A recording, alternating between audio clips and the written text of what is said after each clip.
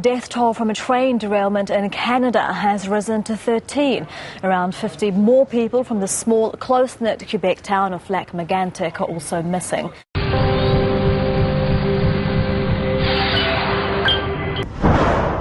Moments after the crash, a towering fireball. New video shows the intensity of the flames. I saw the fire, a river of fire go through the houses, so I was quite nervous. It began around 1 a.m. Saturday, 7 miles northwest of Lac-Mégantic, when part of this 73-car train filled with crude oil suddenly started moving. A spokesman for the rail company says the train was unmanned at the time of the accident, parked for an overnight shift change, when somehow a number of the tanker cars became detached from each other and then rolled straight into town. A gradual slope, the tanker cars picked up speed, then derailed. 5 cars exploded. At least 40 buildings were destroyed. I was supposed to be there. These women worked at the Music Cafe in the heart of the burn zone. In broken English, they described the friends they lost. Positive person. Yes, positive. As firefighters douse hotspots, hard questions about the safety of transporting crude by rail. It has seen a huge expansion in recent years, about 16 million barrels shipped by rail from Canada to the U.S. last year, compared to an estimated 73 million this year, and nearly 110 million by 2014.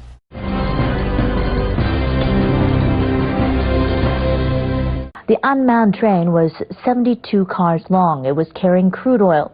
It rolled away from a station in the early hours of Saturday, then went barreling downhill. It derailed and exploded in the town of Lac-Mégantic, flattening dozens of buildings. Rail company officials say an engineer had secured the train about 10 kilometers from the site of the accident.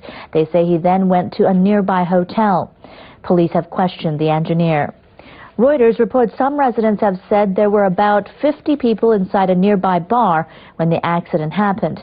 Many are still unaccounted for.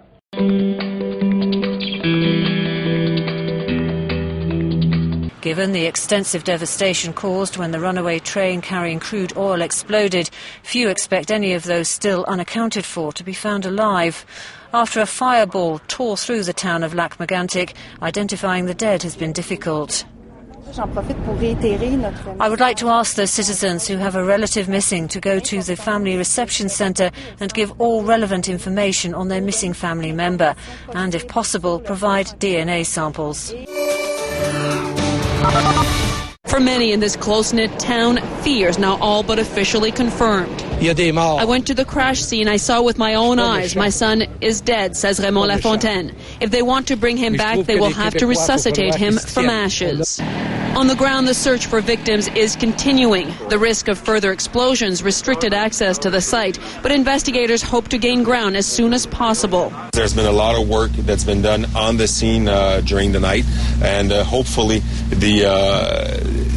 we'll get some more areas that we can search during the day. Police are also interviewing witnesses, and 9 Transportation Safety Board investigators are also trying to piece together what sent the runaway train to derail. A fire broke out on the train parked for the night at 11:33 p.m. on Friday. The fire was on the engine in the first motor compartment. So the firefighters just put out the fire with the foam. We cut the engine off. It's not clear just how long it will take investigators to retrieve all the information they need from the scene. Weeks, perhaps months, before this town can start to rebuild.